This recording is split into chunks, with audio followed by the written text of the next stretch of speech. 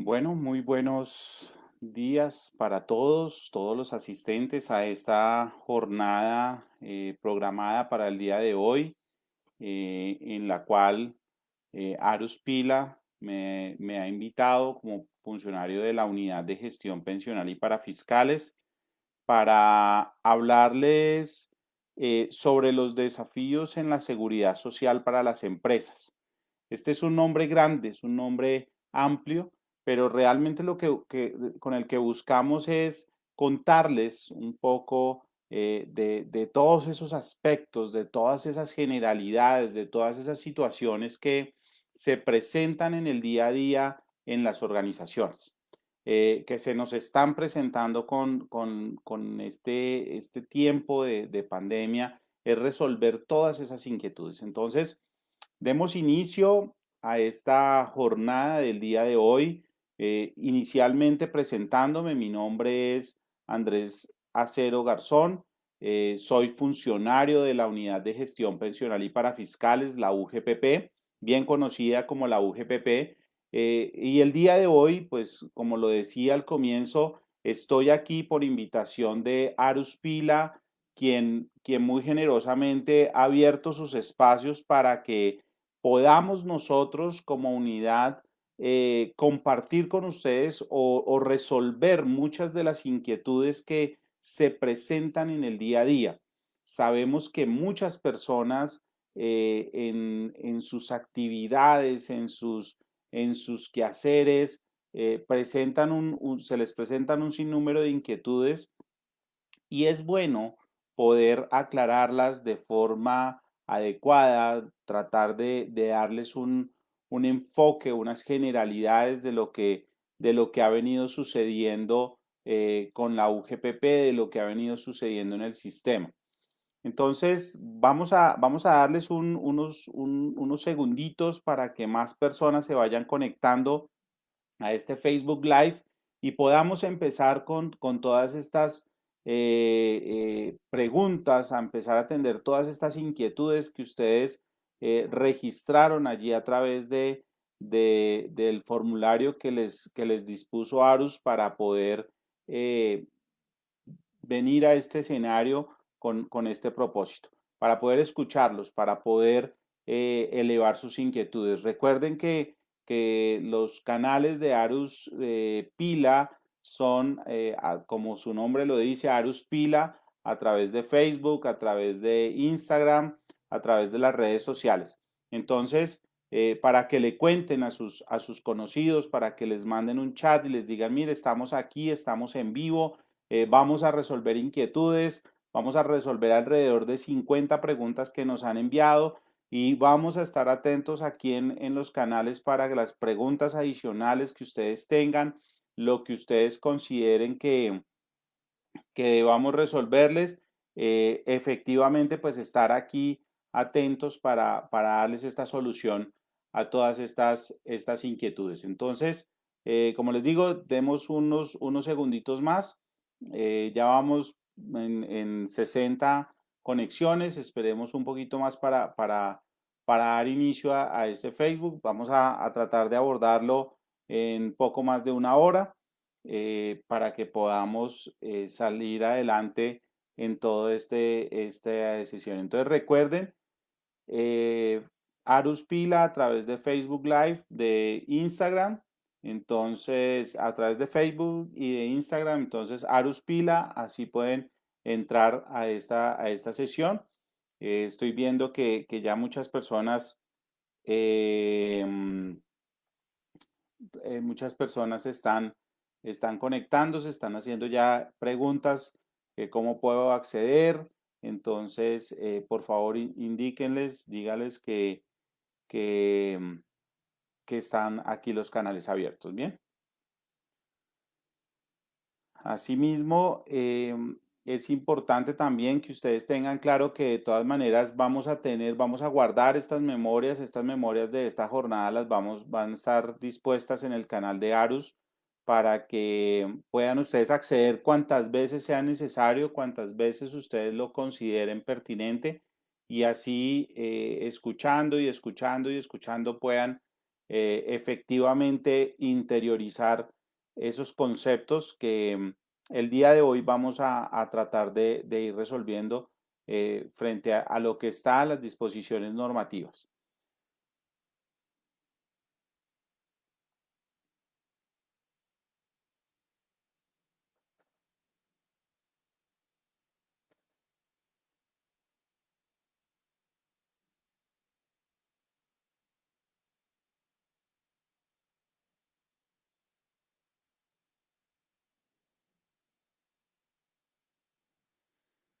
Bien, bueno, ya yo creo que vamos arrancando para que podamos ir aprovechando al máximo el tiempo. Entonces, em, recordarles, mi nombre es Andrés J. Cero Garzón, soy funcionario de la Unidad de Gestión Pensional y Parafiscales, la UGPP. Eh, Esta es una jornada que hemos llevado o que hemos concertado con Arus Pila para que sea transmitido a través de sus redes sociales, a través de Facebook, a través de Instagram.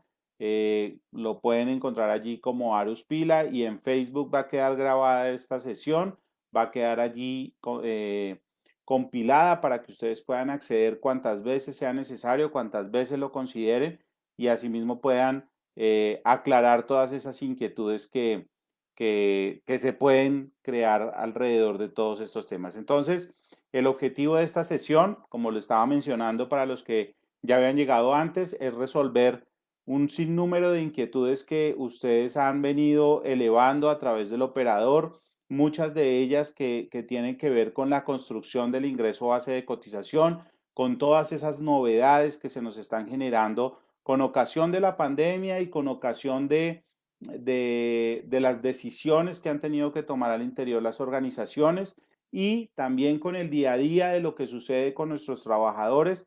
Entonces, la idea del día de hoy es poder aclarar a la con mayor facilidad, dándoles algunos conceptos, algunos criterios, estos conceptos para que podamos realmente hacer las cosas correctamente en nuestras organizaciones. Entonces, digamos que uno de los gruesos va a ser esa parte de los empleadores, cómo, cómo hacer, cómo atender esas situaciones frente a la construcción del ingreso base de cotización. Vamos a hablar también de algunas inquietudes que han elevado frente a los independientes. Entonces vamos a resolver allí algunas inquietudes frente al tema de independientes y vamos a hablar también de algunas de las inquietudes que se generan frente a las disposiciones que el gobierno nacional expidió con ocasión de las declaratorias de emergencia económica, social y ecológica con ocasión de esta pandemia ocasionada por el COVID-19. Entonces vamos a aclarar también a dar algunas precisiones allí sobre estos aspectos para que podamos efectivamente acceder a todos esos beneficios y que podamos saber qué acciones debemos tomar frente a algunas decisiones que se han tomado frente a estos decretos que con fuerza de ley habían sido expedidos por el gobierno nacional y que han sido sometidos a revisión de la Corte Constitucional. Entonces, sin más preámbulo, entonces iniciemos, como les decía, primero pues contándoles un poquito, así va a ser una pequeña introducción de lo que es la Unidad de Gestión Pensional y Parafiscales, la UGPP. Todos ustedes o la mayoría de ustedes saben que es una entidad del orden nacional, una entidad que está adscrita al Ministerio de Hacienda y Crédito Público, una entidad que básicamente tiene dos funciones, dos objetivos misionales dentro del sistema de la protección social.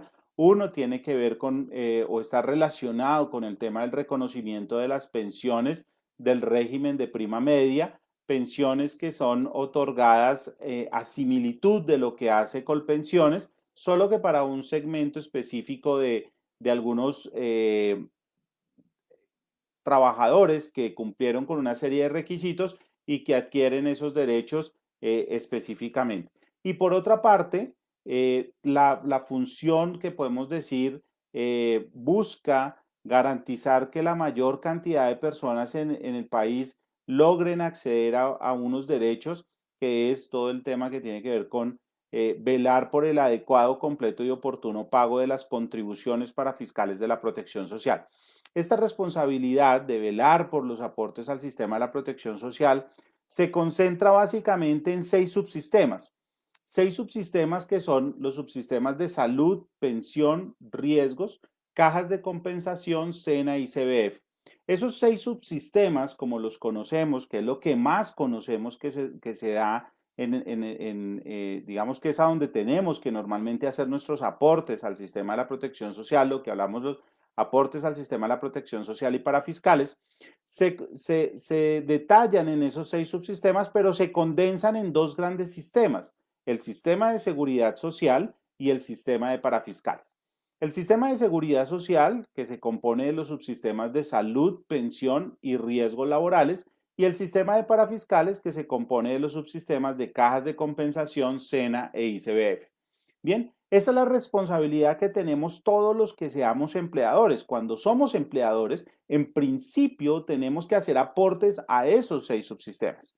Y bajo algunas medidas excepcionales, podremos estar exonerados de hacer aportes, por ejemplo, a parafiscales, ¿cierto? SENA y CBF, podremos estar exonerados parcialmente de hacer aportes a salud, podremos estar exonerados parcialmente de hacer aportes a cajas de compensación, también al SENA y al ICBF, ¿cierto? Son algunas medidas que el gobierno nos ha dado para, a través de leyes que nos han permitido efectivamente exonerarnos o excluirnos de esa responsabilidad. Pero en principio, y es importante tener claro esto, somos obligados a hacer aportes a todos los subsistemas. Frente a los independientes solamente tienen la obligación, en principio, de hacer aportes a salud, pensión y riesgos laborales. Ellos no están obligados a hacer aportes a parafiscales. No obstante, hacer aportes a parafiscales para algunos independientes puede ser muy benéfico. ¿Por qué? Por algunos, digamos que beneficios, valga la redundancia, beneficios que otorgan las cajas de compensación en cuanto a accesos a créditos, accesos a bienestar, recreación, bueno, un sinnúmero de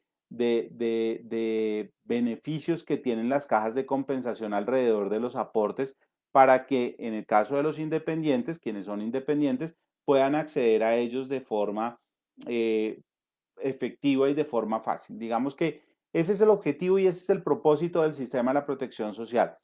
Integrar una serie de subsistemas para brindar una serie de servicios, una serie de garantías, acceso a algunos derechos a las personas. Bien, entonces, enfocándonos en eso, en ese contexto de lo que hace la unidad o de lo que es el sistema de la protección social, pues entendiendo lo que hace la unidad es eso, es velar porque usted haga aportes de forma adecuada, es decir, que usted utilice los marcos normativos que corresponden para hacer las contribuciones, ¿cierto? A salud, a pensión, a riesgos, a cajas de compensación, al SENA, al ICBF, que usted utilice los marcos normativos que le corresponden. También es importante que usted, conozca qué hace parte de una base de cotización, ¿cierto? Eso es adecuado, o sea, que usted sepa, por ejemplo, cuál es el impacto de una novedad, que usted sepa cuál es el impacto de un incremento en el ingreso, ¿cierto? Entonces, todas estas aspectos son los que nos permiten a nosotros conocer y saber que estamos haciendo de forma adecuada esos aportes cuando somos empleadores frente a la responsabilidad que tenemos como empleadores por nuestros trabajadores. Bien, adecuado, completo. ¿Completo qué es? Que incluyamos todo lo que haría parte de esa construcción del ingreso base de cotización. Muchas veces y buena parte de los errores que se generan en la construcción de los ingresos base de cotización está porque pensamos que hay cosas que no hacen parte de esa construcción del ingreso base de cotización. Y es importante tenerlo en cuenta porque eso nos va a permitir efectivamente poder acceder a una serie de, o tener la obligación de poder aportar o de tener que aportar algunos subsistemas que en algún momento pensábamos que estábamos exonerados.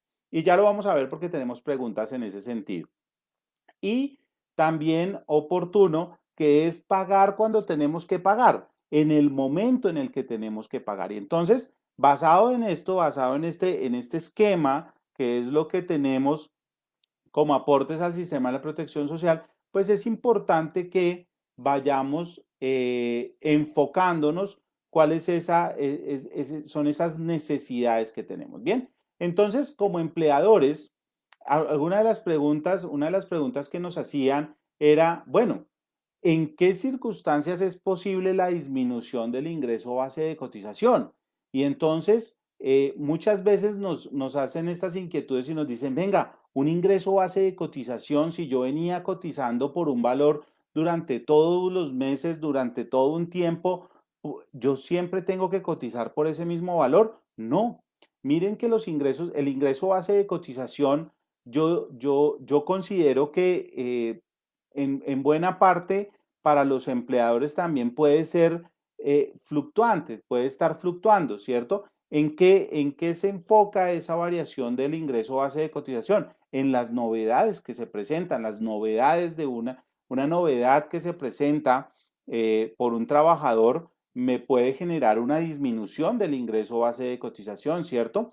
Con ocasión de toda esta situación que se ha vivido con la pandemia, algunas decisiones que han tenido que tomar algunos trabajadores, algunos empleadores, perdón, inclusive nos ha llevado a pensar o posibilita esa situación, lo dijo en esas circulares expedidas por el Ministerio de Trabajo, que se podía llegar a concertar una disminución del salario, ¿cierto? ¿Por qué? Porque pues si yo tenía un trabajador que estaba pues full time en la empresa, estaba desarrollando su labor todo el tiempo y por ocasión de todas estas, esta pandemia, de todo este confinamiento que hemos venido ya viviendo ya aproximadamente, ya vamos a cumplir 5 meses de estar en este confinamiento.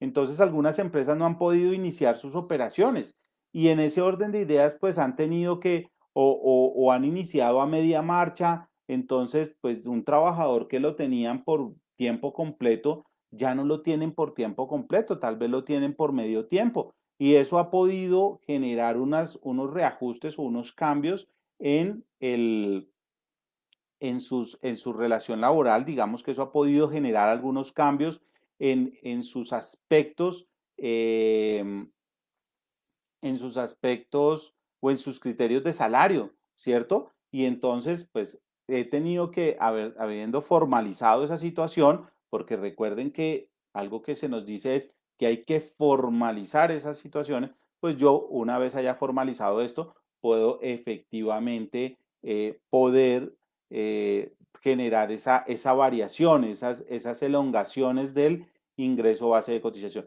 Entonces, recordemos que hay un piso de base de cotización, nos lo dice el sistema de la protección social, el piso, las normas del sistema, y es que el piso es un salario mínimo. Es decir, toda persona que tenga una relación laboral permanente con un trabajador, si es de medio tiempo, es de medio tiempo, pues es igual permanente. Entonces, en ese caso, su cotización será mínimo de un salario mínimo, ¿cierto? Entonces ya tenemos un piso que es mínimo un salario mínimo y tenemos un techo que son 25 salarios mínimos. Pero como acá me están diciendo, oiga, ¿puede cambiar ese salario? ¿Puede disminuirse? Sí, puede disminuirse ese ingreso base de cotización. Hay diferentes situaciones que pueden generar esa modificación del ingreso base de cotización. ¿Y cómo sería? Y entonces ahí nace una de esas preguntas y es, bueno, entonces si se disminuye ese ingreso base de cotización, eso puede estar, y usted está diciendo que se genera en parte por situaciones como novedades. ¿Qué tipo de novedades pueden darse? Por ejemplo, novedades como licencias remuneradas, Sí, es una situación que se puede estar generando. Licencias no remuneradas también es una situación que puede estar generando un cambio dentro del ingreso base de cotización. Puede ser que sea más alto, puede ser que sea más bajo, no sabemos. Eso dependerá del momento y de lo que haya sucedido históricamente con este trabajador. Entonces, las licencias eh, son, son aspectos que llegan a generar efectivamente, eh, llegan a generar efectivamente una disminución o una posibilidad de variar su ingreso base de cotización.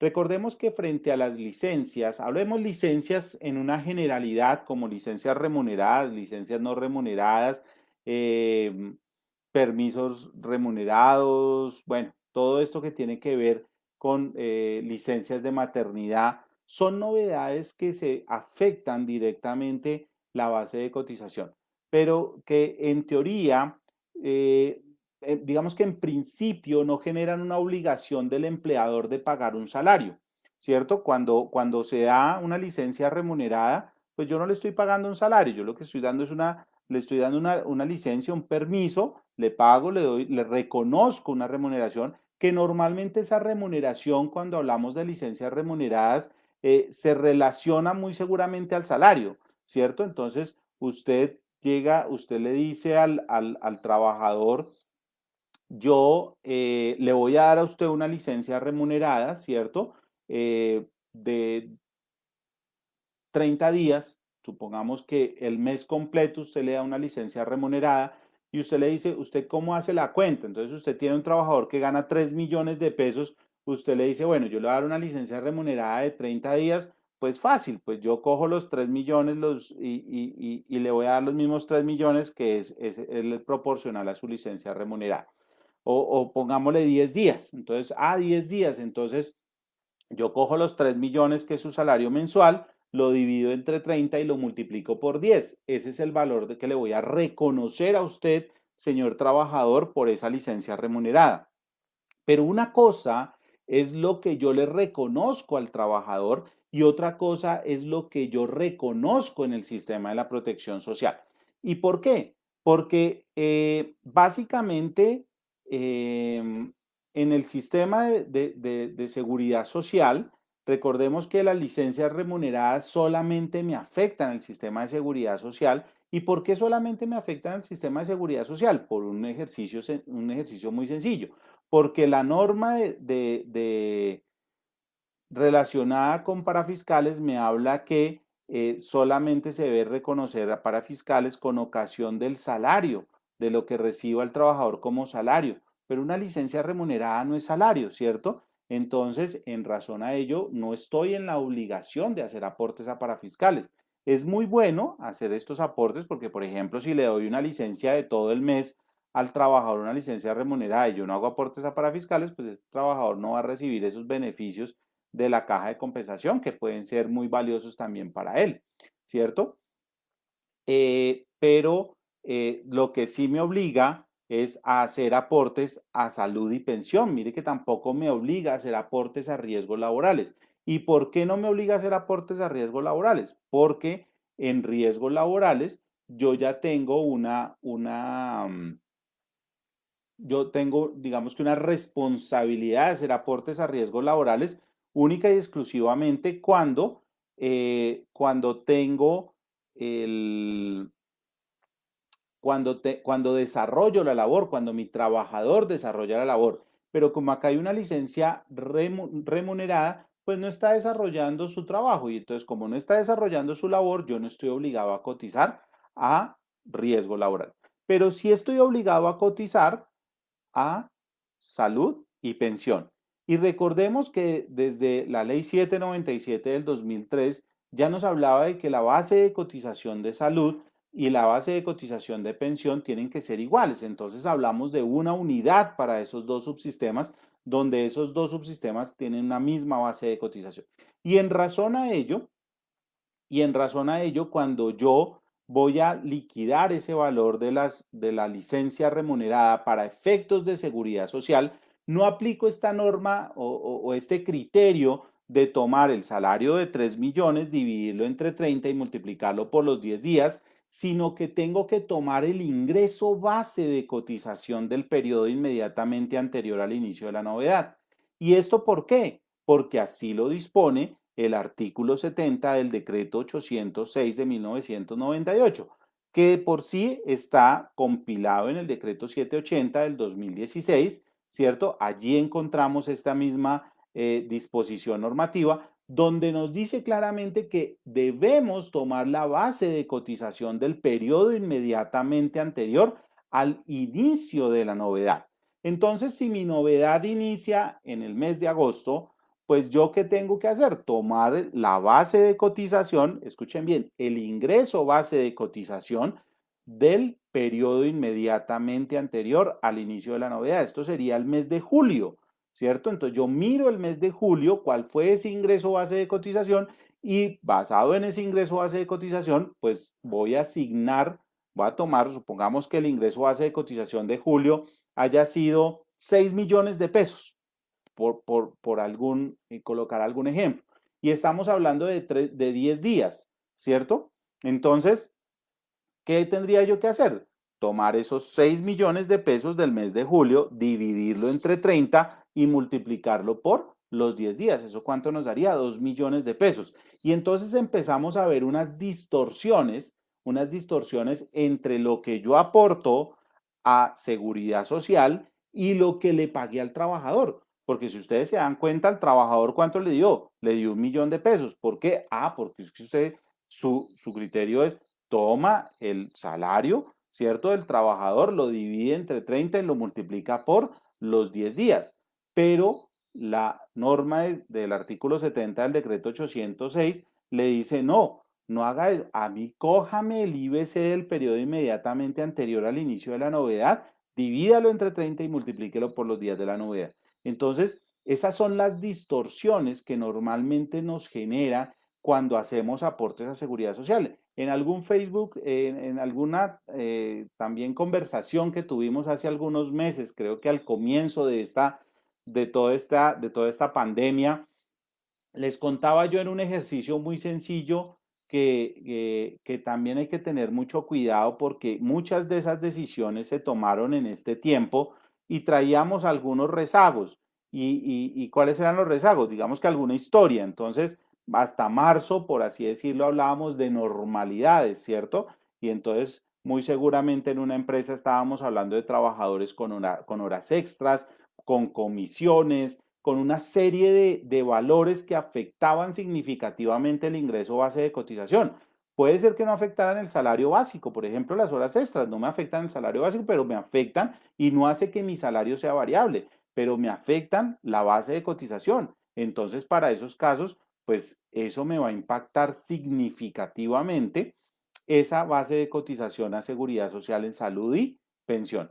Entonces, miren que termina siendo muy importante tener claro esto porque efectivamente eso es lo que nos genera esas distorsiones, esos problemas al momento de aportar a seguridad social. Y eso es lo que nosotros como unidad de gestión pensional y parafiscales normalmente estamos validando. Estamos haciendo análisis, estamos haciendo cruces, estamos haciendo evaluaciones y en ese ejercicio tan sencillo encontramos que hay un error. Y eso es lo que muchas veces origina que nosotros enviemos acciones persuasivas, que le estemos enviando comunicaciones, que inclusive podamos tomar la decisión de iniciar un proceso de fiscalización porque encontramos estas distorsiones en el ingreso base de cotización. Bien, eso sucede en igual sentido con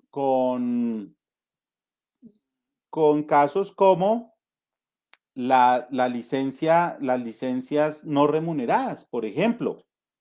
¿Qué pasa con las licencias no remuneradas? El artículo 71 del decreto 806 me dice que cuando hay una suspensión temporal del contrato, una licencia no remunerada, por eso hablamos de la novedad en pila de SLN, ¿cierto? Suspensión, licencia no remunerada.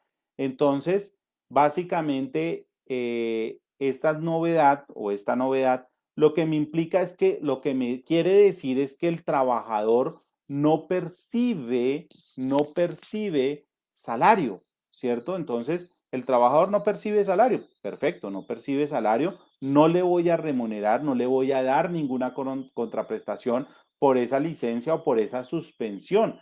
Muchas empresas también han adoptado esa medida de decir, no, yo no puedo pagarle ya un salario, yo no puedo, pero yo no lo quiero desproteger del todo, entonces yo le voy a pagar seguridad social, voy a mantener una cobertura amparado en lo que en las disposiciones normativas, yo voy a mantener una cobertura de este trabajador porque la norma además me lo exige y voy a pagar salud y pensión en la parte correspondiente al empleador. Puede ser que hay algunos empleadores que digan, no, yo inclusive voy a suspender los contratos o he tomado esa decisión de suspender los contratos amparados en lo que está en las disposiciones normativas del artículo 51. Recordemos que allí el Código Sustantivo del Trabajo contempla los criterios por los cuales yo puedo suspender un contrato, ¿cierto? Recordemos que algunos de estos tienen implicación directa o tienen una revisión directa por una facultad de revisión y de supervisión por parte del Ministerio de Trabajo. Entonces, será el Ministerio del Trabajo el que autorice en algunos de estos casos esa suspensión, pueda llegar a autorizar esa suspensión de los contratos. Entonces, esto es muy importante tenerlo presente. ¿Por qué? Porque básicamente vamos a tener esa obligación, vamos a tener esa responsabilidad de aportar correctamente por esos casos de suspensión, ¿cierto? Y entonces, ¿qué va a pasar qué va a pasar en la suspensión? Entonces, yo no le pago, no le doy un salario, ¿cierto? Pero no, y muchas veces uno diría, bueno, y entonces, ¿cuál es mi base de cotización? ¿Qué criterio tengo en cuenta? Pues fácil, el artículo 71 también me lo dice y me dice, oiga, tenga como referencia para efectos de esa cotización, tenga como referencia el ingreso base, la base de cotización del periodo anterior al inicio de la novedad. Entonces, nuevamente me dice, oiga, tenga en cuenta eso, revise eso, valore eso y eso es lo que nos va a permitir hacer el mismo ejercicio. Entonces yo voy a la base de cotización del mes anterior, al inicio de la novedad, y voy a validar si efectivamente cuál fue esa base de cotización. Entonces volvamos otra vez a nuestro ejemplo.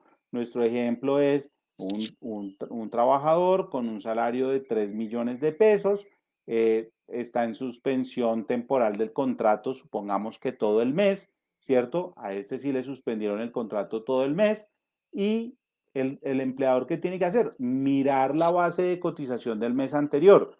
Entonces va y mira en el mes anterior, por ejemplo, empezó con la suspensión de los contratos desde abril y va y mira el mes anterior y el mes anterior, que fue marzo, el trabajador tenía un valor que incrementó la base de cotización. Por ejemplo, le había dado una bonificación que había hecho que se afectara el ingreso base de cotización y eso efectivamente generaba un incremento en esa base de cotización del mes de marzo. Entonces, vamos a decir que el mes de marzo la base de cotización no era de 3 millones, sino era de 3.600.000 pesos. Entonces uno tendría que hacer, pues tomar los 3 millones o los 3.600.000, dividirlo entre 30 y multiplicarlo, perdón, tomar los 3.600.000 y esa base de cotización arrastrarla para todo el mes. ¿Por qué?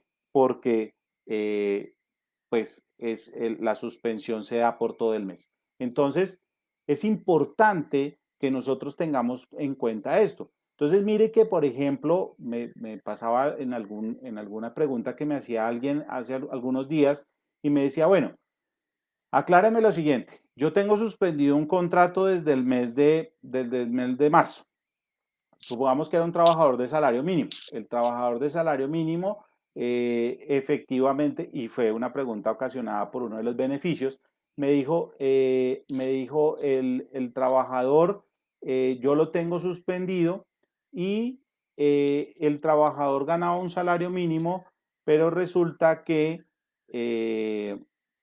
tenía un promedio de comisiones y las comisiones generaron un valor superior a de 500.000 pesos.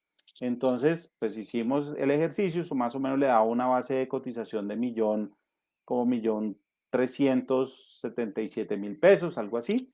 Y entonces, básicamente yo lo que le dije es, pues usted todos los meses tendría que haber arrastrado esa base de cotización, porque si usted tiene suspendido el contrato y el último IBC fue el 1.377.000, pues ese sería lo que usted tendría que haber arrastrado en todos estos periodos que efectivamente dejó de pagarle un salario al trabajador. Entonces, en ese orden de ideas, pues empezamos a ver cómo puede impactar una decisión que yo tome en algún momento y cómo eso tengo que arrastrar esas novedades y tengo que arrastrar esos saldos tenidos en cuenta.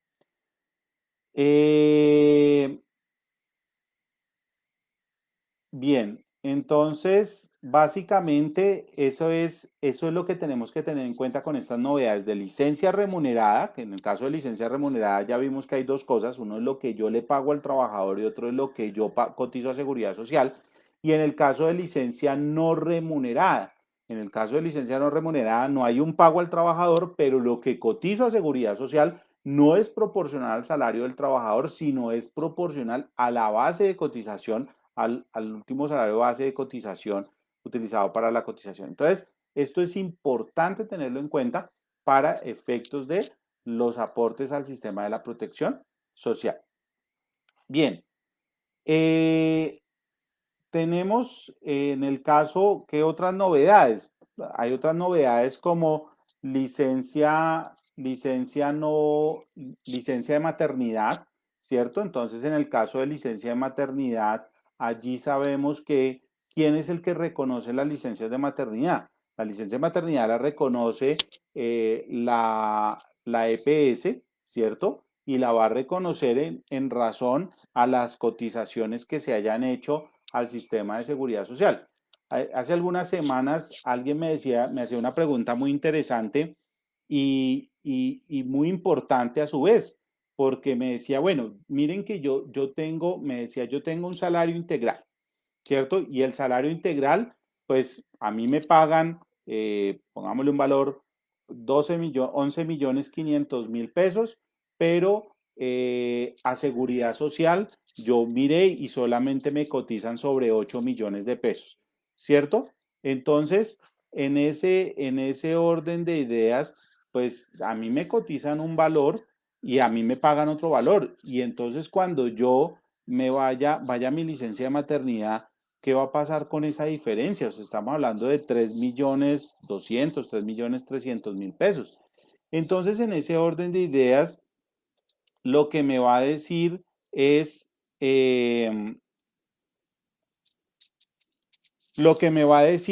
básicamente quién debe reconocer ese diferencial, el empleador, ¿cierto? El empleador me reconoce mi último salario, pero la EPS va a reconocer su parte en el caso de los salarios integrales y el excedente pues lo va a reconocer el empleador. Entonces, esto también es importante que lo tengamos claro, lo tengamos en el radar, porque muchas veces por allí se nos pueden presentar algunos inconvenientes. Y hay varias sentencias, hay varias disposiciones que así lo aclaran y es importante. Es una pregunta que realmente me ha parecido interesante.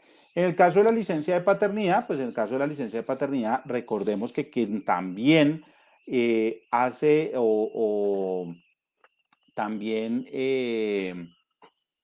reconoce la licencia de paternidad es la EPS, ¿cierto? Pues hay que cumplir con una serie de requisitos, el empleador estará en la responsabilidad de recopilar esas pruebas, esas evidencias, para que puedan hacerle el reconocimiento a la EPS básicamente en este caso.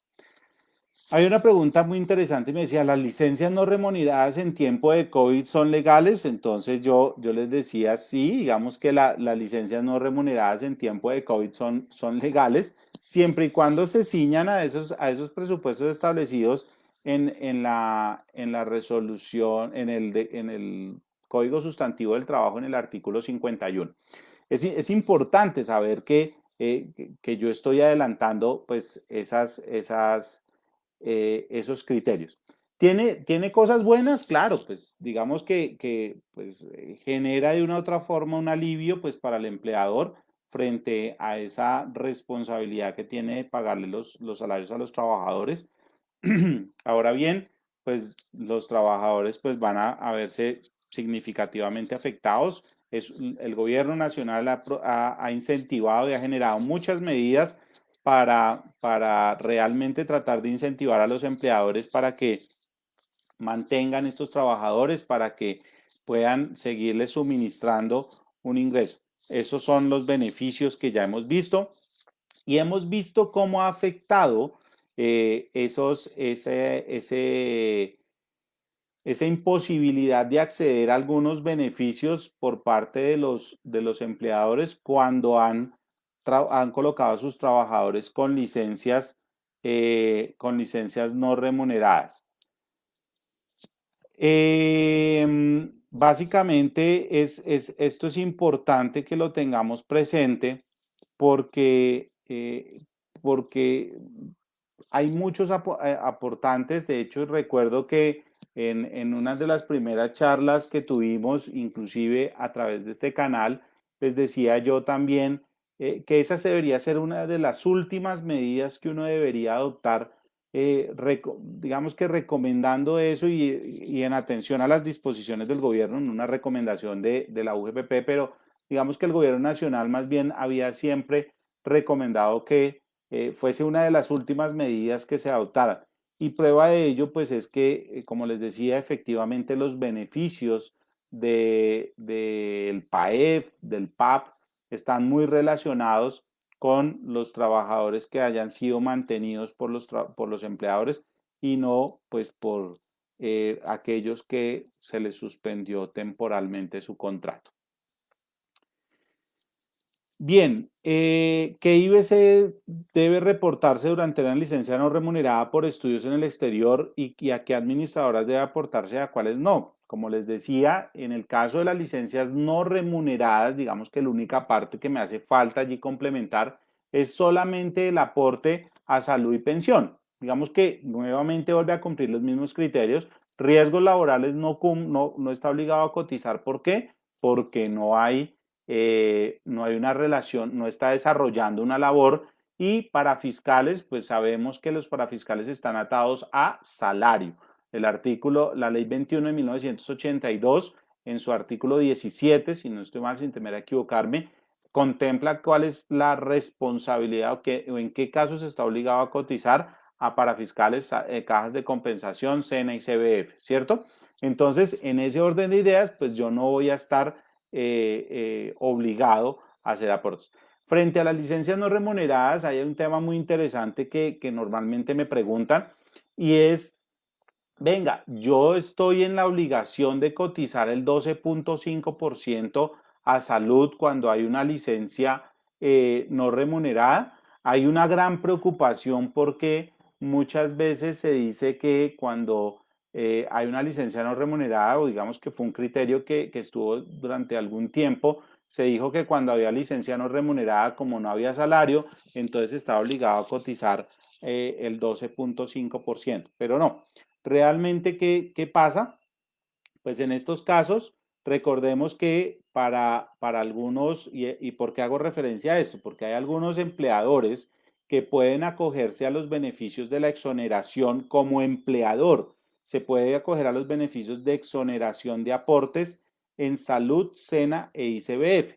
Y se pueden acoger a ese beneficio en razón al, al valor devengado, ¿cierto? A lo que devengue su trabajador. Entonces, si el trabajador devenga menos de 10 salarios mínimos, pues se pueden acoger a esa exoneración. Y esa exoneración en salud es del 8.5%, es decir, la parte correspondiente al empleador. Cuando hay licencia no remunerada, pues recordamos que no hay obligación de hacer los aportes del trabajador, porque los aportes del trabajador van en relación a lo que reciba el trabajador, y si no hay salario, pues no va a recibir, y en razón a ello, pues no hay la obligación de retener ese 4% y pagarlo, ¿cierto? Por parte del empleador. Ahora bien, hay empleadores que lo hacen y hacen ese aporte por el trabajador, ¿cierto? Digamos que buscan que haya esa integralidad y tanto en salud como en pensión hacen el aporte de la porción correspondiente del empleador, del trabajador, perdón. Pero en esos casos, digamos que ante esas circunstancias, básicamente es importante tener claro que en el caso de salud, cuando estoy exonerado de hacer aportes a salud, al SENA y al ICBF, con ocasión de este beneficio del artículo de la ley 1607 del 2012, que fue modificado con la ley 1819 del 2016 en el artículo 25, básicamente aquí lo que me dice o el resultado que voy a tener en pila va a ser de un aporte cero, ¿cierto? La tarifa va a ser cero. ¿Por qué? Porque yo estoy exonerado de mi 8.5%, porque pues por ende no hay un salario, y por otra parte, mi trabajador no hace el aporte del 4%. Entonces, en ese caso, va a haber un aporte de cero y pues no hay que tener ningún inconveniente. Igual el sistema va a prestar el servicio a los trabajadores. Puede ser que algunas EPS todavía no tengan tan afinados sus procesos y no lo hayan identificado y inicialmente no presten el servicio o digan que no se ha pagado para la prestación del servicio, pero en teoría ya debería estar eso normalizado y pues ya efectivamente podríamos acceder todos a este derecho. Bien, esa es importante, esa pregunta era importante. Bueno, en las cajas de compensación, me dice el aporte del IBC a las cajas de compensación se realizó por un menor salario del que se venía cotizando a algunos empleados por la cotización. ¿Por qué las cajas envían esto como una inconsistencia si no se ha dejado de pagar los 30 días? Así estén los empleados en licencia no remunerada y con un IBC de un salario mínimo. Bien, recordemos que es muy importante marcar muy bien las novedades. Es muy importante que se mantengan muy bien ajustadas todas las novedades y hay que entender que hay ciertos sistemas o administradoras que en pila nosotros vemos, o digamos que ustedes como aportantes hacen una pila integral, ¿cierto? Y ahí registran todos los subsistemas, todas las novedades, todo lo que sucede, pero no a todas las administradoras les llega toda la información de todos los demás, ¿cierto? Eso, digamos que cada administradora recibe su partecita, ¿cierto? Entonces, ¿qué sucede en estos casos? Puede ser que la caja de compensación está viendo que tenía un trabajador que usted lo afilió con un salario de 5 millones de pesos y ahorita ve que solo le hace cotización por un salario mínimo. Entonces genera una alerta en la que le va a decir, oiga, usted estaba haciendo aportes por 5 millones de pesos y qué pasó que aquí me está haciendo un aporte solamente por un salario mínimo. Explíquelo, ¿cierto? Y puede ser que tenga una razonabilidad para esa explicación en este caso. Pero ahí esta pregunta me genera una inquietud adicional y es ¿cuál? Mucho cuidado como usted está utilizando esa base de cotización. Recuerden que yo les hablaba ahorita que cuando usted va a cotizar, usted tiene que utilizar la base de cotización del periodo inmediatamente anterior al inicio de la novedad. Y entonces si usted suspendió a este trabajador de 5 millones de pesos, pues si usted le cambia ahorita un salario mínimo, estaría mal hecha la cotización. Puede ser que usted haya decidido disminuir los salarios y entonces esto no sería una licencia no remunerada, sino sería un cambio de salario, ¿cierto? De las condiciones pactadas en el contrato. Entonces hay que tener mucho cuidado porque todo tiene que ser muy razonable, todo tiene que ser muy lógico, ¿cierto? Si usted disminuye el salario, pues ok, usted disminuye el salario, usted acordó eso con su trabajador, pero eso tiene que estar reflejado en pila. No quiere decir que usted el trabajador usted le disminuye, yo el salario, no le paga salario, pero fuera de eso lo colocó en licencia no remunerada. Empieza esto a no tener una lógica. Y además, pues si usted le disminuyó el salario en este mes, ¿cierto? En el mes de agosto, pero usted venía cotizando con una base de 5 millones, pues usted tendrá que seguir utilizando esa base de cotización. Entonces hay que tener mucho cuidado con esto, porque efectivamente esto nos empieza a generar esas distorsiones y eso es lo que nos empieza a generar las alertas dentro del sistema. Entonces hay que tener precaución con todo esto, con todas estas novedades que se nos están generando. Cuando una persona presenta incapacidad, el IBC queda por debajo de su salario básico. Se puede reportar así o se debe aproximar al básico para que no quede por debajo. Entonces es importante el tipo de incapacidad. Recordemos que hay incapacidad y el valor y lo que nos dice el artículo 70 del decreto 806 es que el IBC cuando se presenta una incapacidad o una licencia de maternidad o licencia de paternidad, será el valor reconocido, miren lo que dice esto, el valor reconocido por la licencia, el valor reconocido por la incapacidad, el valor reconocido por la licencia, el valor reconocido por la licencia de maternidad o por la licencia de paternidad. Entonces es importante que tengamos claro cuál es el valor reconocido. Entonces recordemos que si estamos hablando de una incapacidad de origen común, pues el valor reconocido va a ser muy seguramente el 66,67 del último salario cotizado, ¿cierto? Entonces, ese va a ser el parámetro que va a tener la EPS para hacer el reconocimiento correspondiente. Y en ese orden de ideas, cuando la EPS haga ese reconocimiento, pues yo qué tendré que hacer?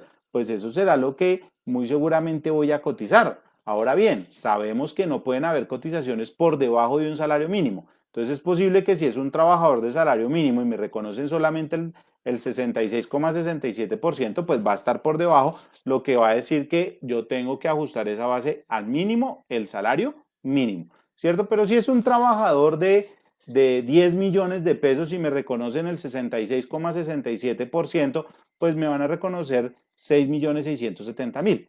Y si eso fue lo que me reconocieron, pues eso será lo que voy a cotizar, ¿sí? Es importante tener claro esto. ¿Por qué? Porque eso nos puede generar algunas distorsiones. Ahora bien, si usted como empleador toma la decisión de reconocerle al trabajador sobre el total de la incapacidad de todo el mes, pues entonces usted deberá cotizar sobre ese total si ese valor diferencial es considerado como salario, ¿cierto? Si es considerado como un auxilio, como un beneficio, pues entonces tendrá que aplicar las disposiciones que le corresponden de acuerdo con el artículo 30 de la ley 1393 de 2010.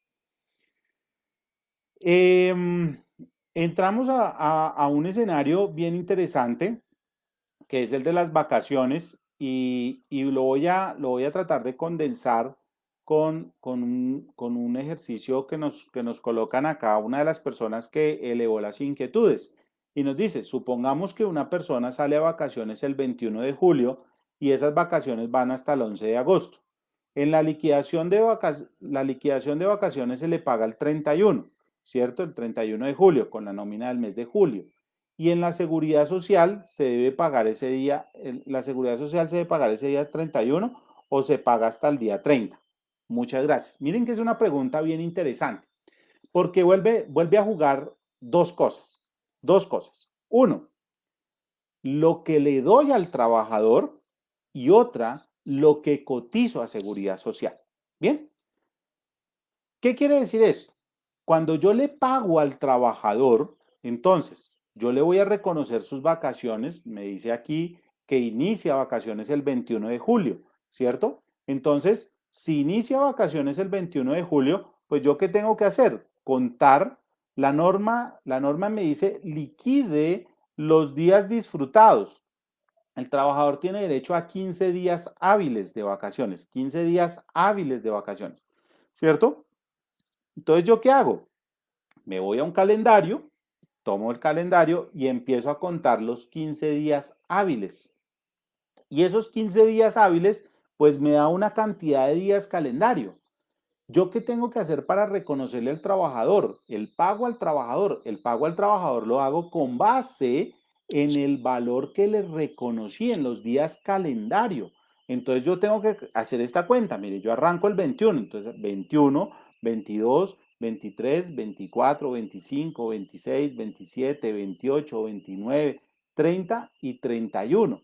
¿Qué quiere decir? Del mes de julio, ¿yo cuántos días le reconocí al mes de julio? 11 días. Entonces yo le tengo que pagar el equivalente a 11 días.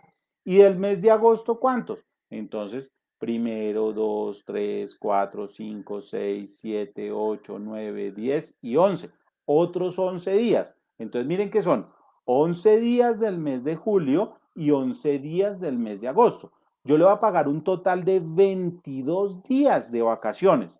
Como nos lo dice el ejemplo, las vacaciones se la pagaron en el mes de julio, o sea, se pagan en la nómina del 31 de julio, ¿cierto? Entonces le pagaron las vacaciones en el mes de julio, o sea, los 22 días, volvamos a nuestro trabajador de un salario de 3 millones de pesos, entonces nuestros 22 días serían 2.200.000 pesos. Entonces son 2.200.000 pesos, que eso es lo que yo le voy a pagar al trabajador, ¿cierto? Yo le voy a consignar eso al trabajador. Eso es lo que yo le tengo que consignar al trabajador. La norma así lo dice, muy claro. Cuente los días hábiles y páguele los días calendario en proporción a esos días hábiles. Nos dio 22, perfecto. Le voy a reconocer 22 días. Al trabajador, 2.200.000. Entonces, ¿qué va a pasar en el mes de julio? En el mes de julio, ¿cuántos días trabaja? Trabaja ese trabajador. El trabajador trabaja 20 días, ¿cierto? Porque arranca a partir del 21 de julio. Entonces, trabaja 20 días. Entonces, por 20 días, ¿cuánto le voy a pagar al trabajador? 3 millones de pesos. Entonces, yo le pago 3 millones de pesos por 20 días, ¿cierto? 20 días, 3 millones de pesos. Y le voy a pagar 2.200.000, que es el equivalente a los 22 días de vacaciones. O sea, le va a pagar un total de 4.200.000 pesos. Eso es lo que va a recibir el trabajador en ese mes. Ese es su devengado. Miren que aquí aprovecho para conectar otra pregunta. El devengado es la suma de los pagos salariales, los pagos no salariales y el total de las vacaciones pagadas. Ese es el total devengado. Entonces, este total devengado es el que le voy a dar a este trabajador. Bien, entonces, ahora que yo le estoy dando este total devengado a este trabajador, yo lo que voy a hacer es básicamente, este devengado, recordemos que el valor pagado de vacaciones me afecta a la base de cotización de parafiscales, cajas de compensación, cuando corresponda a SENA e ICBF. Bien, entonces yo voy a cotizar a parafiscales, cajas de compensación, SENA e ICBF, si me toca cotizar a estos dos últimos, por la suma de los pagos salariales, o sea, los 2 millones de pesos que son la proporción de los 20 días que él trabajó, más el valor pagado de vacaciones, más los 2.200.000. Quiere decir que para el mes de julio la cotización a parafiscales será de 4.400.000 pesos, ¿cierto? Y la cotización en seguridad social será por los 20 días, 2 millones de pesos, más la aplicación, más el resultado de la aplicación del artículo 70 del decreto 806 de 1998, que me dice, por el periodo de disfrute de las vacaciones, tome la base de cotización del mes anterior al inicio de la novedad, divídalo entre 30 y multiplíquelo por los días de la novedad. Entonces, ¿yo qué voy a hacer? Me voy al IBC del mes anterior, supongamos que era un IBC plano, 3 millones de pesos, divídalo entre 30 y multiplíquelo por los días de la novedad. Pero resulta que aquí hay una cosita, aquí está lo interesante de esto. Y es que cuando me habla de esos días de los días de seguridad social, recordemos que en pila a mí me coloca, digamos que la norma general de la ley 100 me habla que en cotizaciones yo tendré que cotizar por 30 días, ¿cierto? Por 30 días. Mi cotización deberá ser de 30 días. Y entonces si mi cotización deberá ser de 30 días, yo me voy al IBC del mes anterior, entonces yo miro el IBC del mes anterior, 3 millones, lo divido entre 30 y lo multiplico por los días que me hacen falta. ¿Cuáles son los días que me hacen falta? ¿Que me hacen falta de qué? Pues yo tengo 20 días laborados, ¿cuántos días me hacen falta para llegar a los 30? 10 días. Entonces cotizo por 10 días y esa va a ser el total de mi cotización. ¿Ven? ¿Ven eso tan importante? Es fundamental que nosotros arranquemos siempre por los días laborados, ¿cierto? Digamos que esa es la premisa, mis días laborados, y los días que hagan falta para la cotización de la novedad, en este caso de las vacaciones disfrutadas, serán los días restantes para completar un total de 30 días.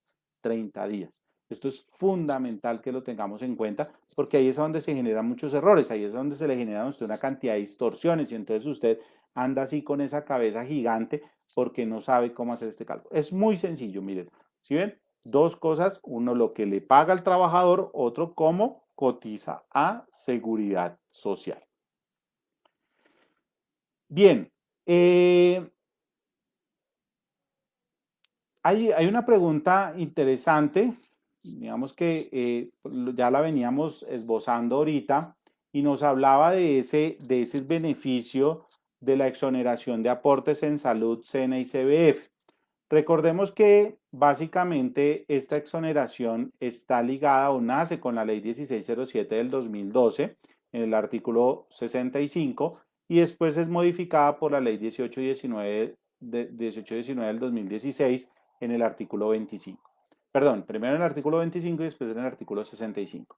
Y básicamente lo que nos dice esta disposición normativa es que para yo poder ser exonerado de hacer aportes en salud, SENA y CBF por mis trabajadores, tengo que cumplir una serie de condiciones. ¿Cuáles son esas condiciones? Primero, saber si soy persona natural o si soy persona jurídica.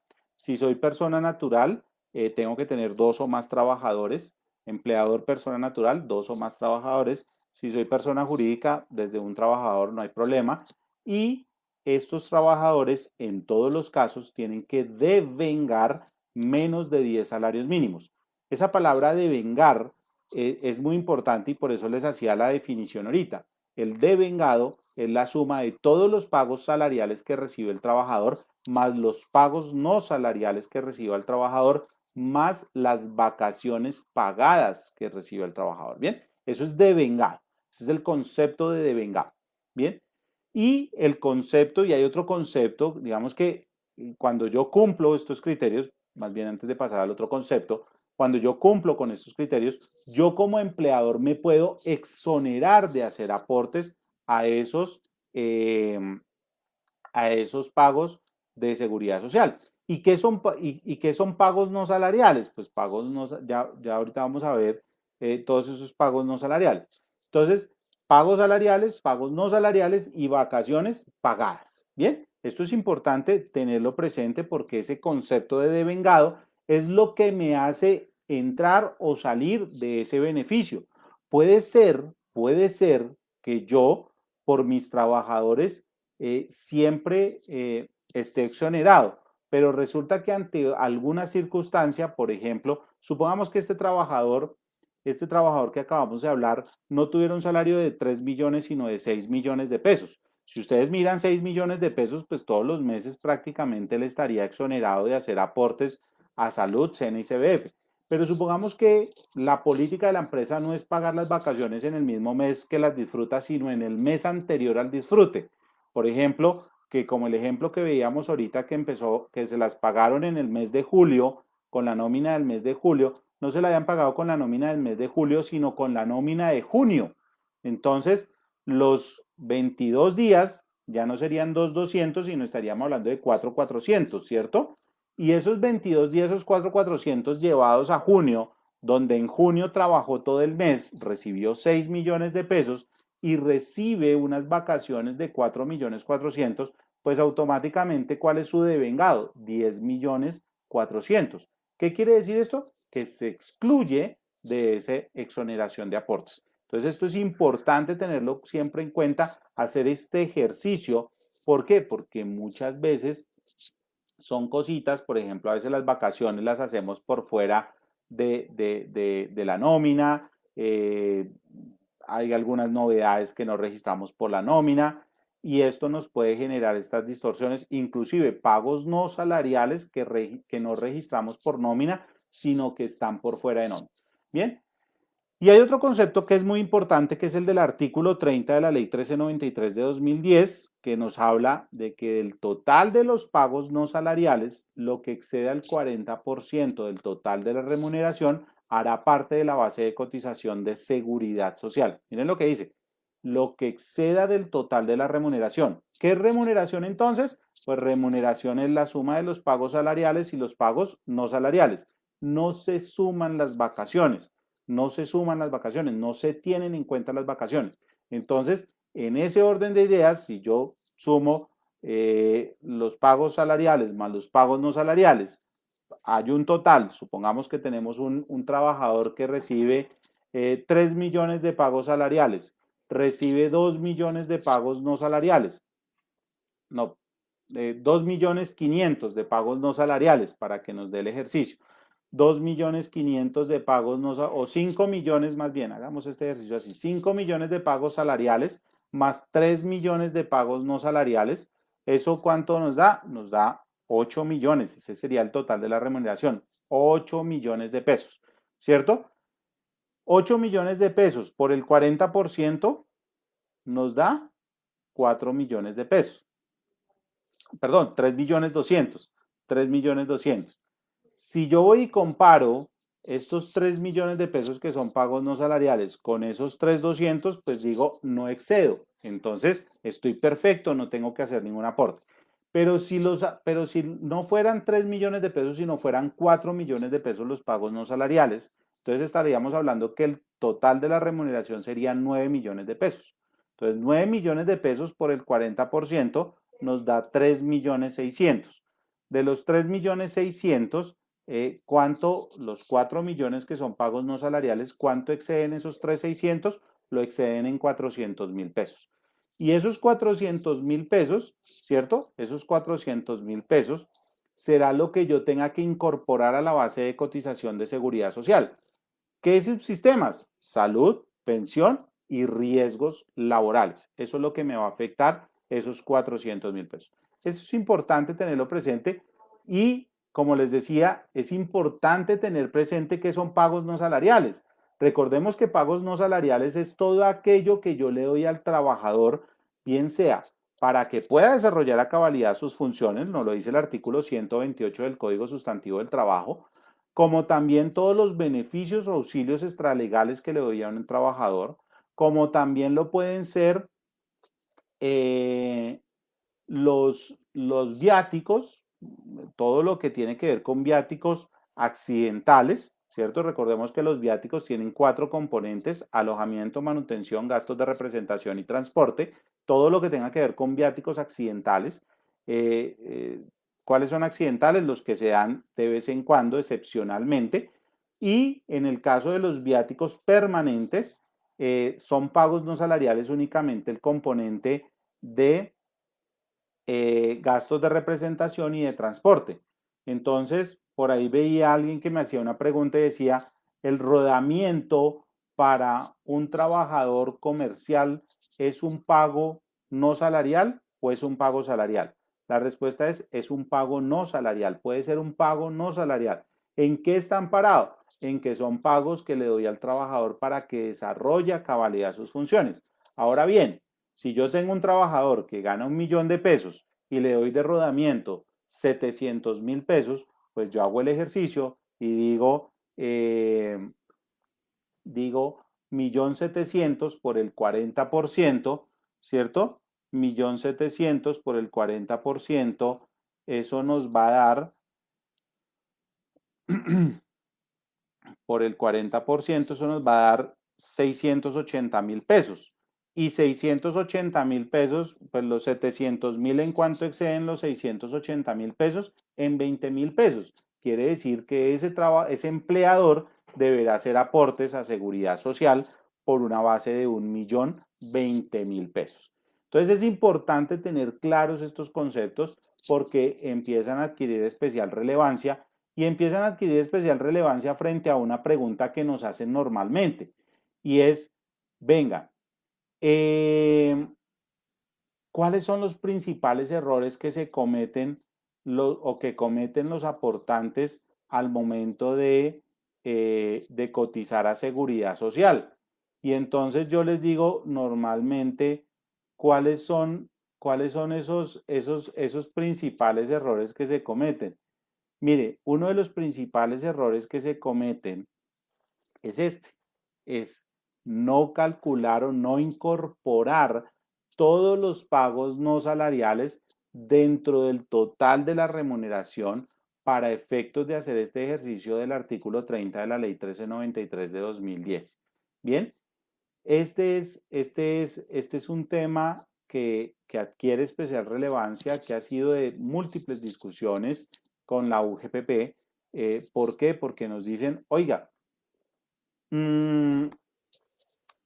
realmente no tenemos claro por qué usted nos dice eh, usted por qué nos dice que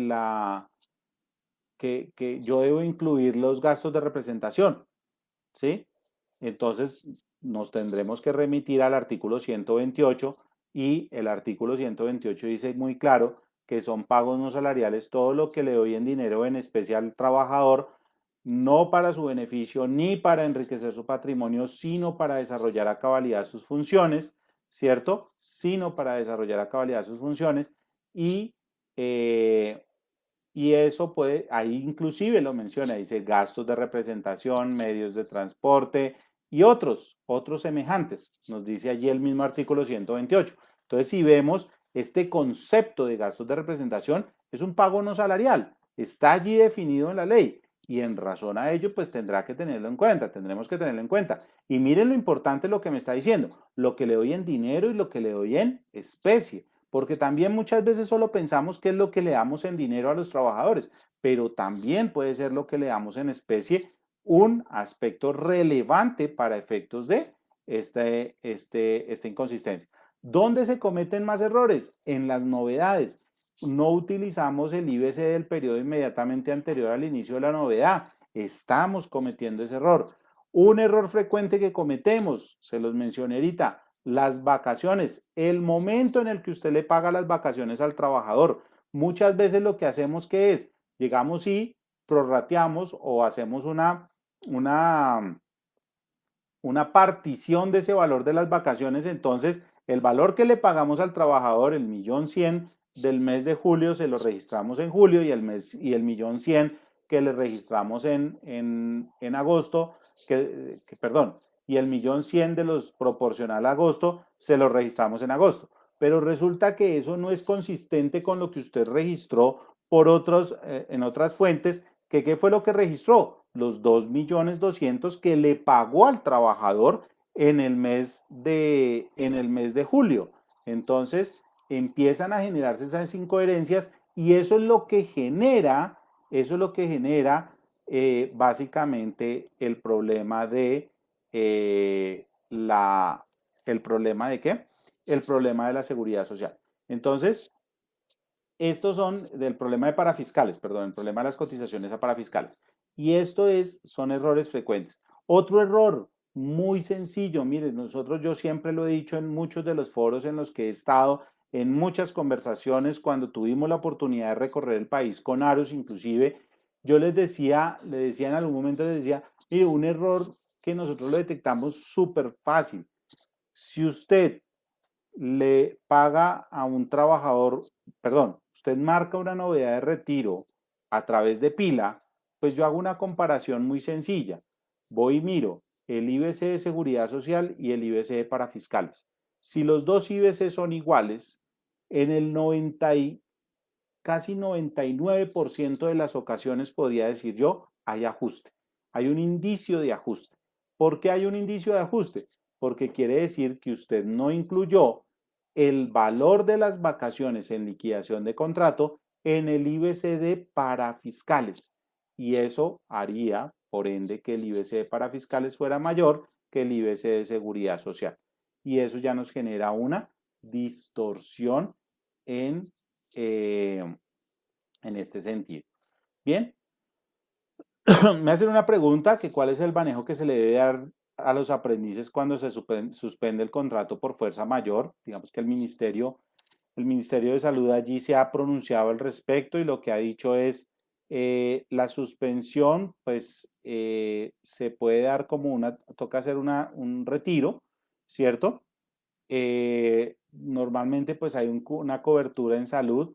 Desafortunadamente para los aprendices del SENA no aplican las normas que aplican para los demás trabajadores ni las novedades. En razón a ello pues habrá que hacer un cambio y dejarlo como aprendiz en etapa lectiva para efectos de hacer la cotización. Digamos que esta es una directriz que dio el Ministerio de Salud. Mm, Hay que tener mucho cuidado y hay que tenerlo soportado, ¿sí? Recuerden que este contrato de aprendizaje pues se tendrá que demostrar también que ha sido suspendido para que si por algún motivo la unidad llega a requerirlo, llega a revisar su información, pues pueda efectivamente identificar algunas de estas inconsistencias. Bien, por aquí me han hecho algunas inquietudes frente a algunos aspectos relacionados con pila, ¿cierto? Y, perdón, con este tema que hemos venido hablando. Y me dice, bueno, si hay aporte de salud del 4% y pensión del 4% para licencias no remuneradas, ¿cómo se maneja si no está recibiendo salario? Digamos que recordemos que en una licencia no remunerada no hay la obligación de hacer aporte a salud de salud y pensión en la parte correspondiente al trabajador. No hay la obligación. Hay algunos empleadores que lo hacen, hay algunos empleadores que en estas circunstancias que se están viviendo lo están haciendo como por buscar una forma de una u otra forma resarcir ese perjuicio que le están generando al trabajador por no poderle pagar su salario, por lo menos mantener la cobertura de la seguridad social. Entonces, en esos casos, pues se marca la licencia no remunerada, pero habrá, o la suspensión temporal del contrato más bien, pero se cotizará, se marcarán los parámetros o se marcará la cotización del 4% en salud para la parte correspondiente al trabajador y en salud y pensión, la parte correspondiente al trabajador en salud y pensión. Entonces, también es clave o es importante que ustedes lo tengan allí presente. Bueno, ¿qué más tenemos por aquí?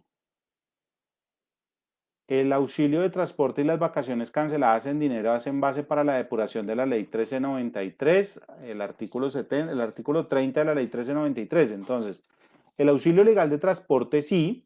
De hecho, hay una pregunta muy interesante que seguía aquí y es el auxilio de conectividad. Recordemos ese auxilio que nace con el decreto 771 del 2020, ahorita con toda esta declaratoria de emergencias pedida por el gobierno nacional, donde se indicó que para aquellos trabajadores que percibían auxilio legal de transporte y que están haciendo trabajo en casa, trabajo bajo la modalidad de trabajo en casa, estarán en la obligación, o más bien en la obligación, no, sino, sí, el empleador estará en la obligación de hacer un reconocimiento del auxilio de conectividad que tiene exactamente el mismo valor del auxilio legal de transporte.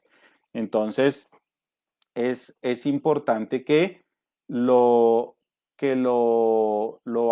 vayamos teniendo en cuenta para los efectos de incluirlo dentro de la ley 1393, el artículo 30 de la ley 1393, el auxilio legal de transporte y en este caso el auxilio de conectividad. Ahora bien, por sí solo el auxilio legal de transporte, el auxilio de conectividad no van a hacer un impacto dentro de la seguridad social, por sí solo, pero esto acumulado con más pagos sí puede efectivamente generar un mayor valor. Una persona dependiente debe pagar seguridad social si también tiene una empresa como independiente. Ya vamos entonces para los independientes y resolvemos esta inquietud.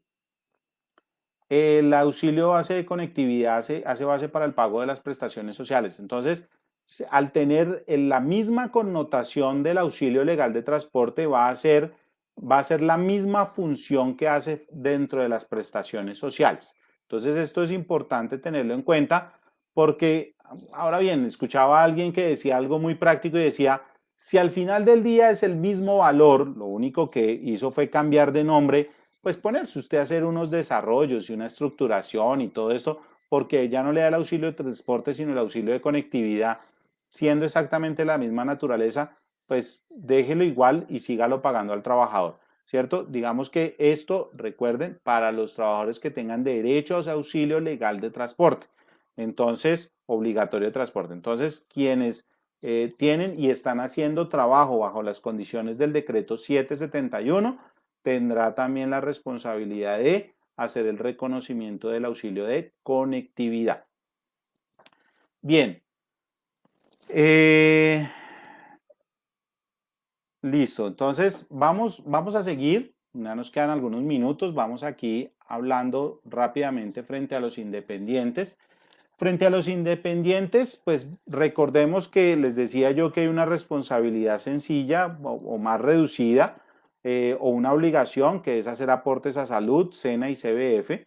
Esos aportes en salud, SENA y CBF, básicamente lo que nos permite, perdón, salud, pensión y riesgos laborales. eh, Esos aportes en salud, pensión y riesgos laborales a los que están obligados los independientes básicamente se contraen o se ciñen a a la responsabilidad que está para los independientes, en principio viéndolos desde la perspectiva del contrato de prestación de servicios. Recordemos que como independientes hay tres grandes grupos de independientes: independientes con contrato de prestación de servicios personales, independientes por cuenta propia e independientes con contratos diferentes a prestación de servicios personales. Estos tres grupos de independientes están obligados a cotizar a Seguridad Social.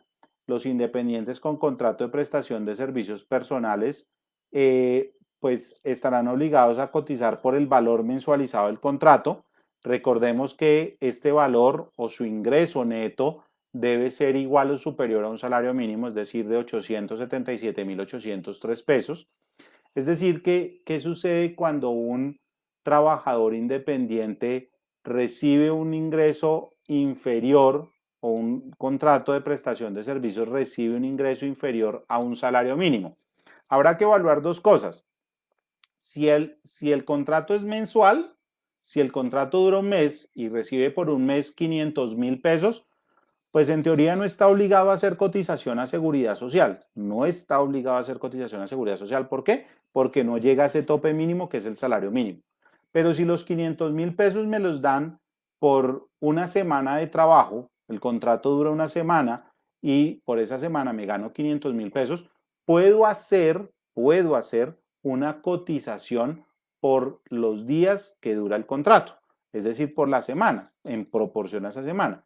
Es decir, que lo que va a hacer el sistema es que va a coger esos 500.000 pesos, los divide entre 30 y los multiplica por la proporción de la semana para efectos de determinar que usted sí cumpla con los criterios de un salario mínimo proporcional. Entonces, si usted mira un salario mínimo proporcional, pongámosle un valor 30.000 pesos por una semana que el contrato dura 5 días, pues serían 150.000 pesos, es decir, que alcanza a cubrir ese salario mínimo y en razón a ello podrá cotizar. Entonces es muy importante.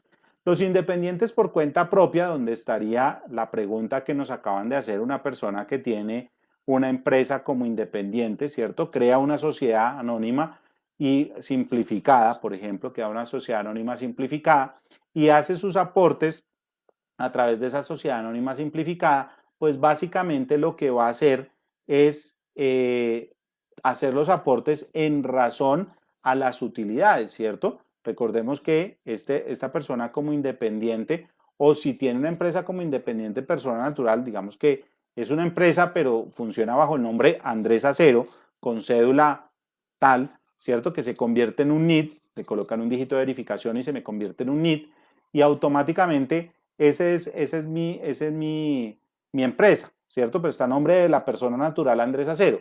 En ese orden de ideas estaré obligado a cotizar en proporción al ingreso menos los costos y gastos asociados a ese hecho generador del ingreso.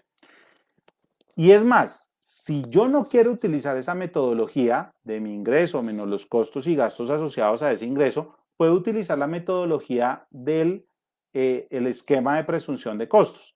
El esquema de presunción de costos es algo que nace con ocasión de la Ley 1955 del 2019, el Plan Nacional de Desarrollo, que en el artículo 244, en su parágrafo, contempla la posibilidad o la obligación más bien de que la UGPP adopte unos esquemas o emita unos esquemas de presunción de costos para que los aportantes tengan la posibilidad de acogerse a esos esquemas de presunción de costos y así puedan efectivamente establecer el valor por el cual desean cotizar a seguridad social. Entonces, vemos que en esta resolución 209 encontramos un esquema de presunción de costos que oscila más o menos entre un 27.5% de costos para los que son rentistas de capital hasta un 75%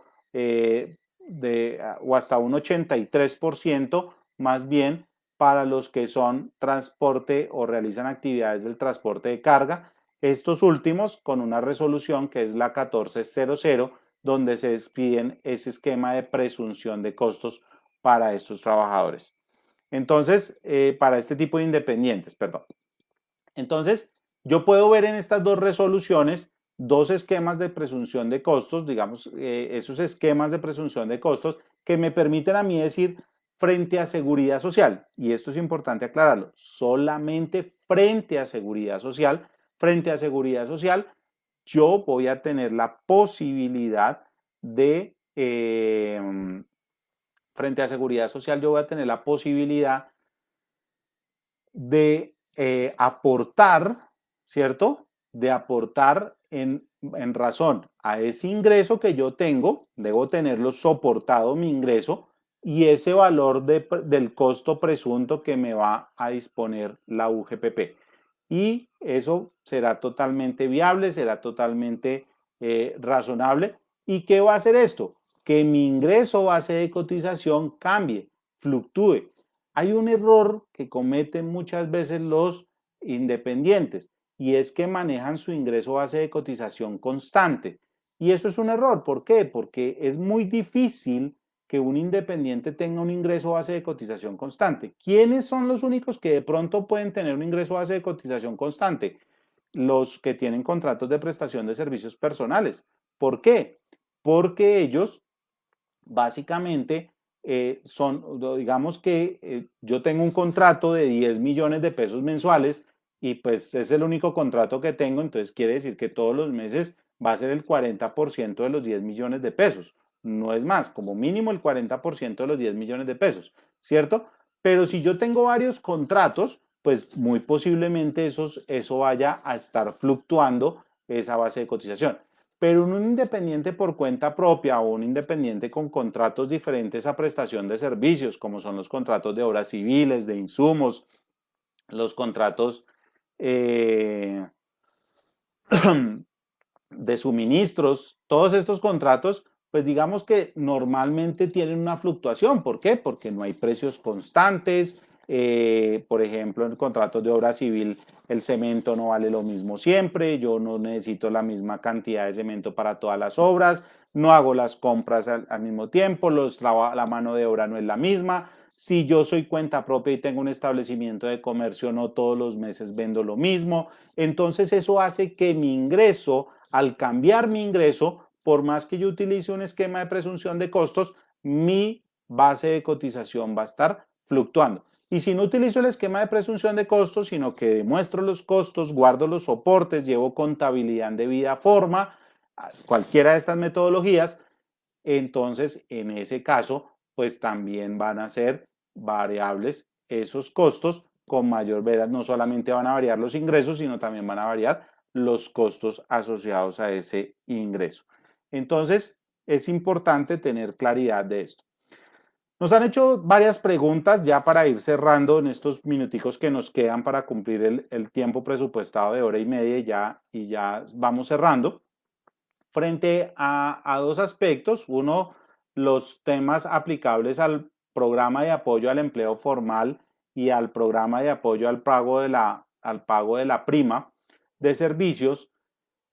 Básicamente, donde una de las preguntas nos decía lo siguiente: mire, si aplicamos al beneficio del PAEF, Programa de Apoyo al Empleo Formal, para junio, el cual se entrega en agosto y salimos beneficiados, ¿la UGPP entraría a revisar la seguridad social del mes de julio o solamente se tendría en cuenta las novedades del mes de junio, que es para la que se está solicitando el beneficio? Entonces, una pregunta bien interesante me pareció, porque siempre que usted haga la postulación, o sea, el rasero, lo que se va a valorar es frente a la postulación.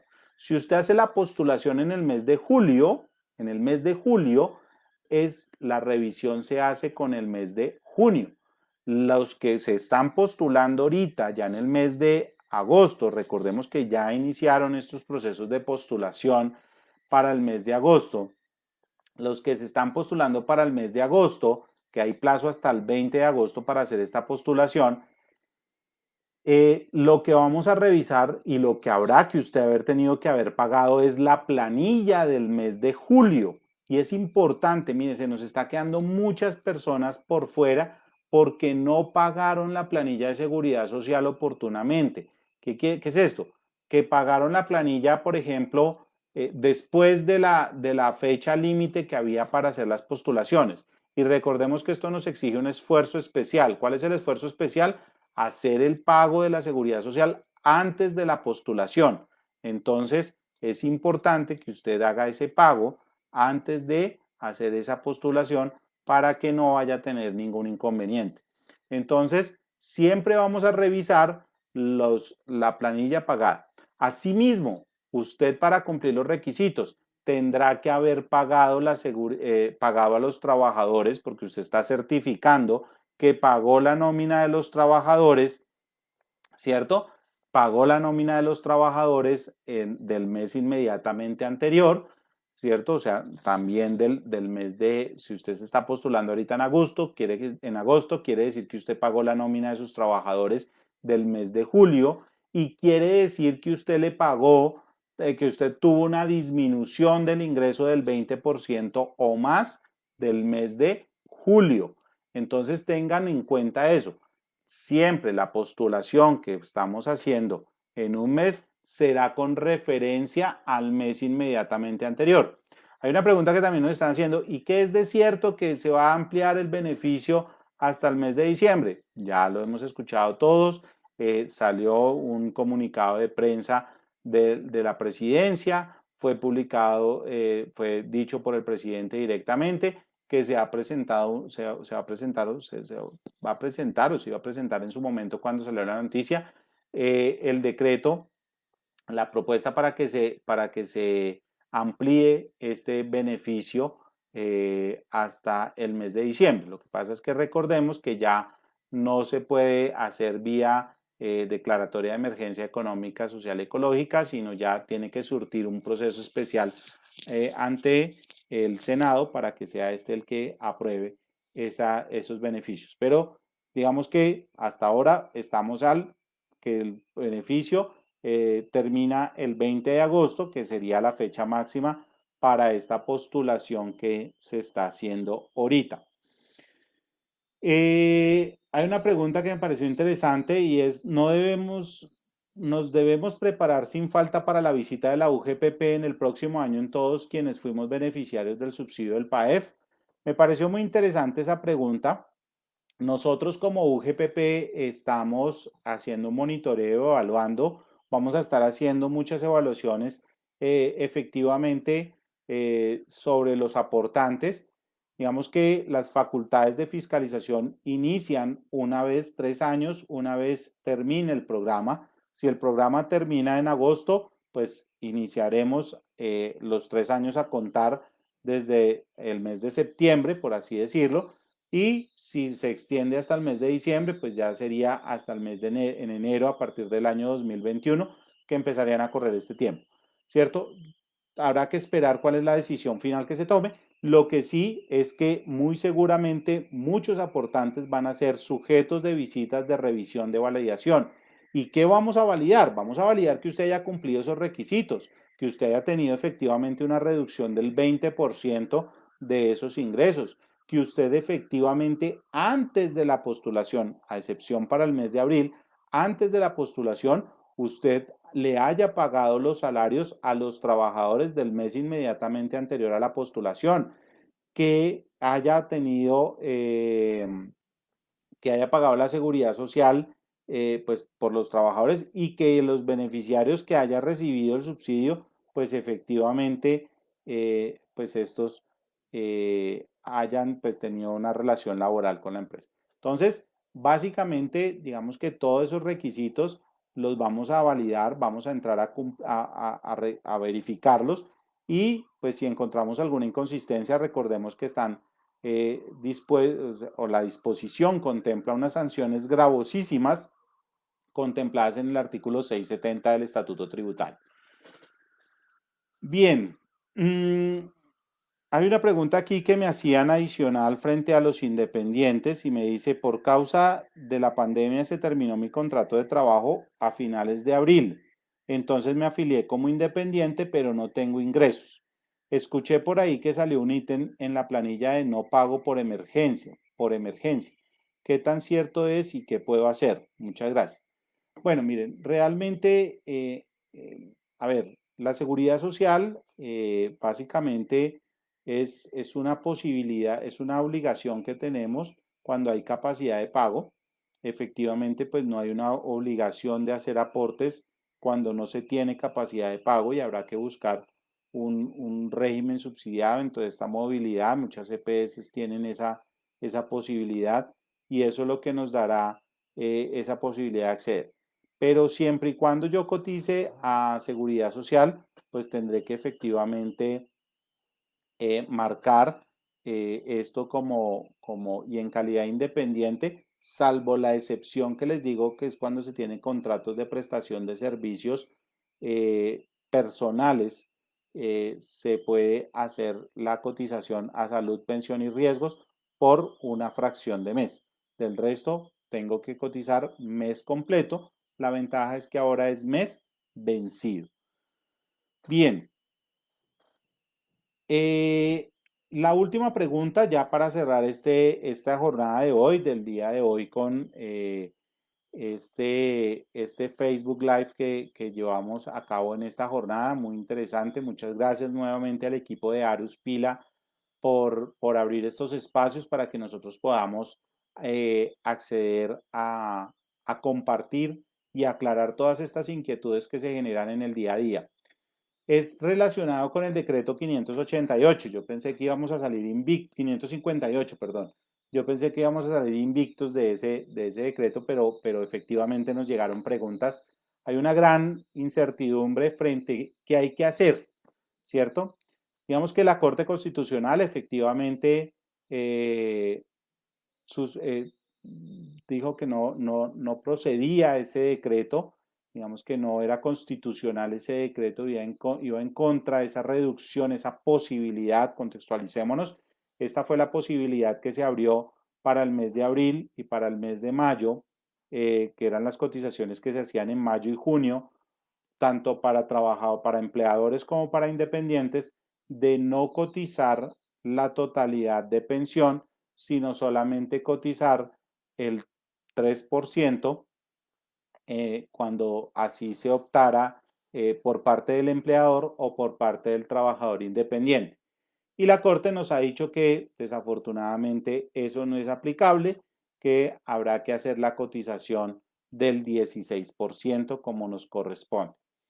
Ahora bien, no se ha dicho cuáles son los efectos de esta ley. Han habido algunos rumores, se dice que se va a dar el plazo hasta diciembre, hay algunas peticiones de los gremios, pero realmente no ha habido un pronunciamiento oficial frente a esta disposición. Sabemos que Pila ya tenía preparado desde el momento en el que salió la resolución que reglamentó este decreto 558 en cuanto a la posibilidad de utilizar la tarifa del 3%. Pila ya contemplaba que a través de la planilla tipo N se pudiese hacer la corrección de esa tarifa al 16%. Digamos que ¿por qué? Porque también estaba la posibilidad de que había gente que decía, yo en este momento necesito para poderle cotizar a mi trabajador, me cae de perlas cotizarle solo sobre el 3%, pero más adelante yo entro y le cotizo, ajusto la cotización. En teoría, pues ya está, digamos que habilitada la opción para quienes lo quieran hacer, pues hacer esta corrección. Lo que pasa es que nos va a cobrar los intereses correspondientes. Mm, con una implicación adicional, ¿no? Recordemos que los efectos de la norma implicaban que no se iba a hacer el cobro también de Fondo de Solidaridad Pensional y pues también tendremos que reliquidar ese valor que va desde el 1% hasta el 2% para los trabajadores dependiendo del rango de salarios. Entonces, sí es importante que lo tengamos presente porque pues esto es algo que todavía tenemos que tener en el radar, tenemos que prepararnos a hacer los ejercicios financieros que esto nos va a implicar como tal poder efectivamente atender estas disposiciones y pues entrar a hacer estos ajustes que correspondan. Como les digo, no se sabe, pues se han habido muchas propuestas, no se sabe si se van a cobrar los intereses, moratorios, y solamente se va a permitir que se haga el pago y ya los fondos de pensiones hagan el reajuste.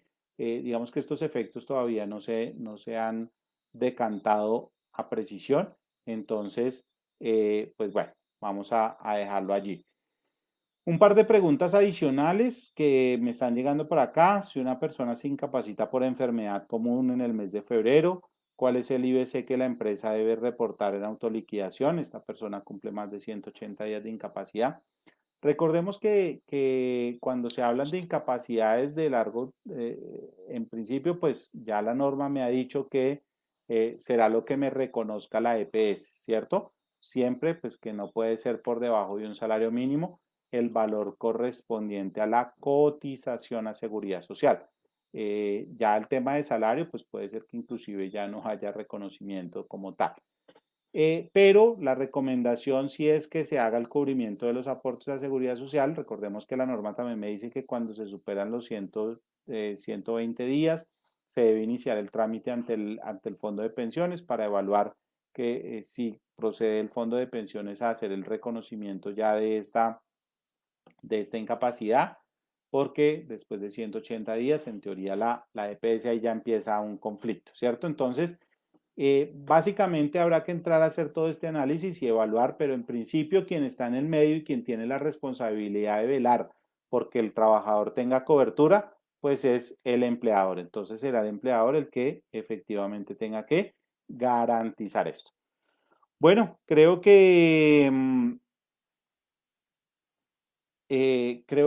básicamente con esto hemos podido abordar la mayor cantidad de inquietudes. Ya son las 11:45, me excedí ahí unos minutos del tiempo que teníamos estimado para este Facebook Live, pero pues creo que son muchas preguntas, las tratamos de condensar lo mayor posible, más o menos 150 preguntas aquí condensadas, más las del día de hoy con las del día de hoy, que son alrededor de unas 180 preguntas condensadas en esta hora y media para que ustedes pudieran tener muchos conocimientos, muchos criterios, muchas ideas de todo lo que tiene que ver con el sistema de seguridad social y para fiscales.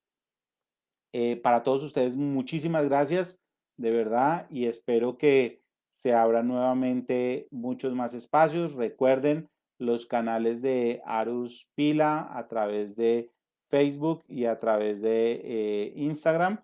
Entonces, para que lo tengan allí presente, puedan ver a través de Facebook, va a quedar grabada esta conferencia, esta charla del día de hoy y puedan repetirlo y aclarar, ojalá, muchas de las inquietudes que en el día a día se nos están presentando. Para todos ustedes, muchas gracias, que tengan un feliz día y no olviden seguir a Arus Pila a través de estas redes. Que tengan un excelente resto de día. Hasta luego.